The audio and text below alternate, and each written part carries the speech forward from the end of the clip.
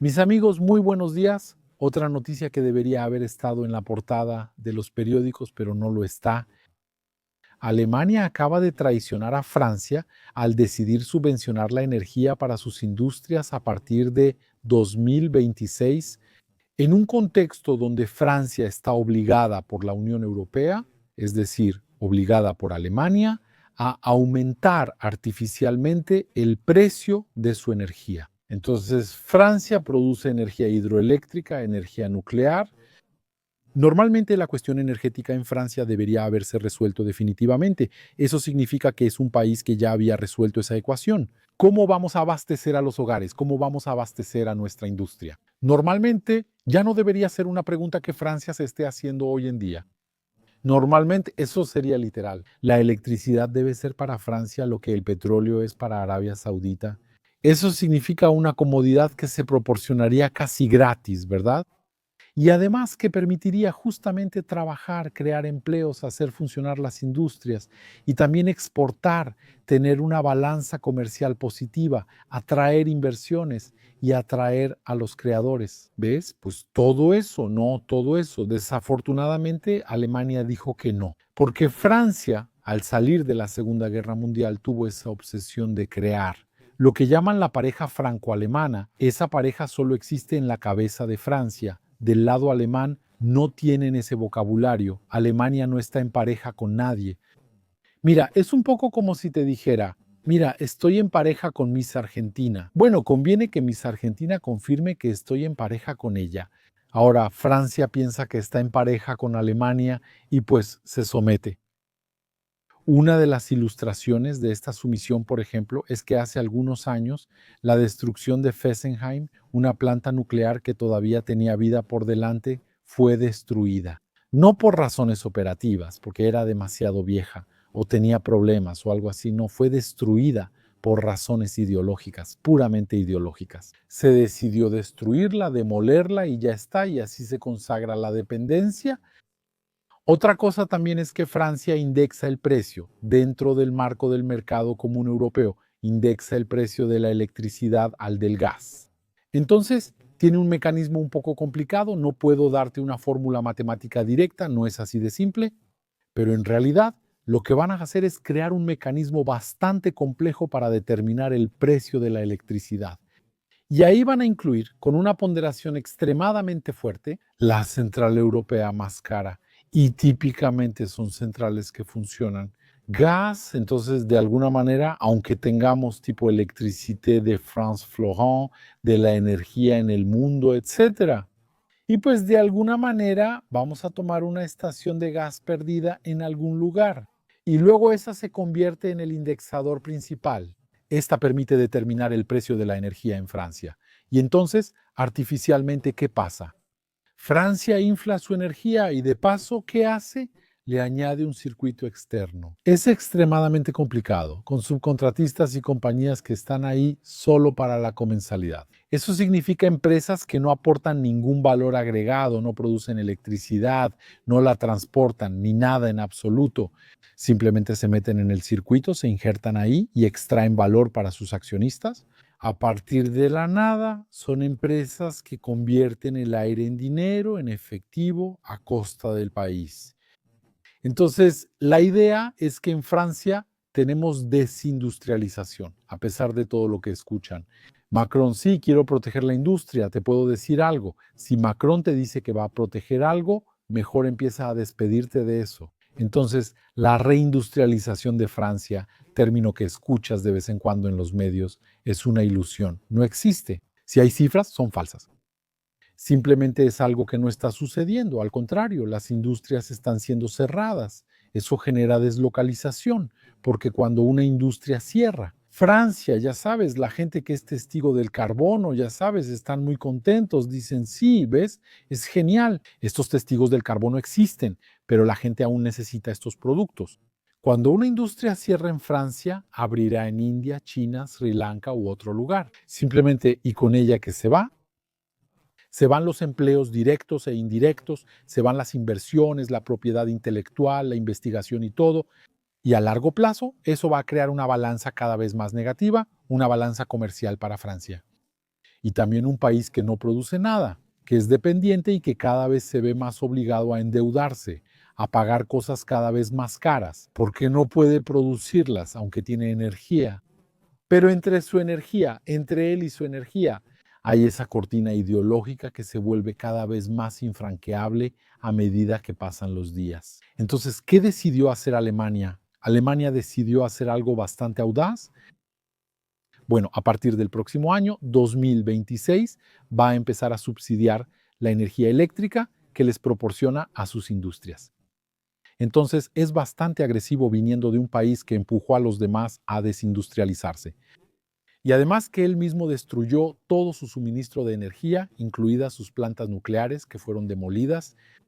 Bueno, hoy ese país dice, está bien, vamos a financiar, vamos a patrocinar o vamos a subsidiar la energía para nuestras industrias. Bueno, esto por supuesto es un desaire, es una traición para Francia, está claro. Francia que ha seguido esta historia, que ha seguido a ese país al final, que es un país sin rumbo, que corre para todos lados, y luego hoy se encuentra habiendo destruido su industria frente a Alemania, que está inyectando liquidez para financiar su propia industria. ¿Ves el asunto? Bueno, ahora, Alemania no se va a ir al paraíso, te voy a decir por qué, porque esto es lo que está pasando. Es que el precio de la electricidad para los hogares va a seguir siendo alto, pero artificialmente se va a vender la electricidad a las industrias alemanas a un precio irrisorio. ¿Cómo lo haremos? ¿No será con un subsidio? En otras palabras, serán los hogares alemanes quienes a través de su factura y también de sus impuestos tendrán que subsidiar a las grandes industrias de adelante. En otras palabras, es una transferencia de riqueza entre la gente, los hogares, la gente común, hacia los accionistas de los grandes grupos industriales. ¿Ves por qué? Porque Alemania no está resolviendo un problema estructural, porque realmente tiene un problema estructural. Su problema es que no tiene energía. Todo eso se acabó, la industria alemana está muerta y terminada, ¿ves? Es un activo tóxico. Antes tenía la energía que venía de Rusia, pero ahora ya no tiene acceso a eso. Tenía plantas nucleares y las destruyó por motivos ideológicos. Está obligada a operar plantas de carbón, está obligada a traer gas de esquisto desde Estados Unidos, pagando su viaje y cruzando el Atlántico. Entonces, con esas disposiciones, es un país que está muy industrializado, pero que ya no tiene acceso a la energía. Entonces, ¿qué va a hacer el Estado?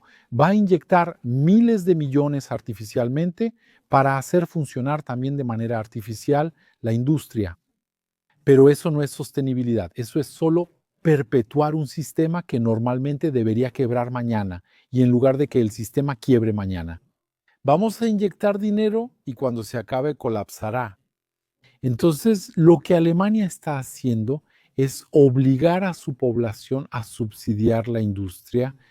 ¿Cuánto tiempo? ¿Va a aguantar? No por mucho tiempo. Algo más en algún lugar. Eso nos recuerda fuertemente, cuando lo pensamos, nos recuerda a 2008. ¿Qué pasó? Hubo un colapso del capitalismo financiero de los bancos en Estados Unidos. Al principio no, pero luego el contagio se extendió por todos lados debido a los sistemas interconectados. ¿Y luego qué? Bueno, los bancos empezaron a colapsar y después empezaron a pedir ayuda y el Estado llegó y las salvó. ¿Recuerdan que en esa época decíamos demasiado grandes para quebrar? Esos bancos eran demasiado grandes para irse a la quiebra. No podemos permitirnos eso. Entonces, ¿qué vamos a hacer? Vamos a tomar el dinero de los contribuyentes y vamos a socializar las pérdidas.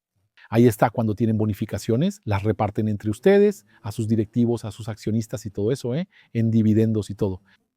Pero cuando tienen pérdidas, no se preocupen, vamos a llegar con el talonario de cheques y les vamos a pagar. De acuerdo, ¿ves? ¿Ves? Lo que quiero decir es que eso es puro capitalismo, ¿ves? No hay. Hay mucha gente que siempre asocia la intervención estatal y el estatismo y todo eso con valores que son contrarios al capitalismo. No, el capitalismo necesita al Estado tanto como el comunismo en cierto modo o como el socialismo, simplemente son necesidades en momentos diferentes. El capitalismo quiere libertad cuando está depredando, pero en el momento en que hace malos negocios, corre detrás del Estado para exigir dinero. Entonces, como te decía, en esa época se decía demasiado grandes para quebrar sobre algunos bancos y se rescató a esos bancos. Hoy en día, ¿qué es Alemania? Hay un colapso de su capitalismo industrial.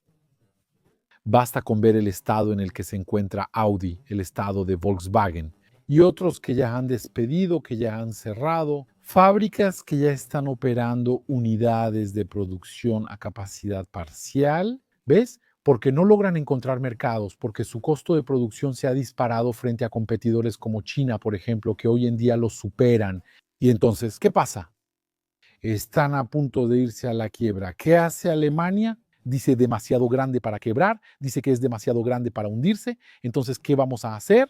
Les vamos a inyectar dinero, pero como no podemos darles efectivo directo, ¿qué hacemos? Lo hacemos indirectamente. Les vamos a decir, bueno, su factura de energía se la vamos a aliviar. Entonces, de alguna manera es una inyección de dinero en la industria, de alguna manera es un rescate de la industria mediante la socialización de sus pérdidas y de sus costos de funcionamiento. ¿Cuánto tiempo va a durar eso? Es solo para ganar tiempo. Porque Alemania enfrenta el ascenso de la AfD, ¿sabes? Hay pánico, hay un pánico total debido al ascenso de este partido alternativo para Alemania. Y lo que quieren hacer las personas en el poder hoy es decirse a sí mismos, vamos a intentar calmar las cosas, mostrar que estamos controlando la crisis económica que se avecina, pero no están controlando nada en absoluto. No se puede salvar una industria que es estructuralmente deficiente, estructuralmente deficitaria. No se puede salvar con subsidios. Eso no tiene absolutamente ningún sentido. ¿Sabes quién hizo eso?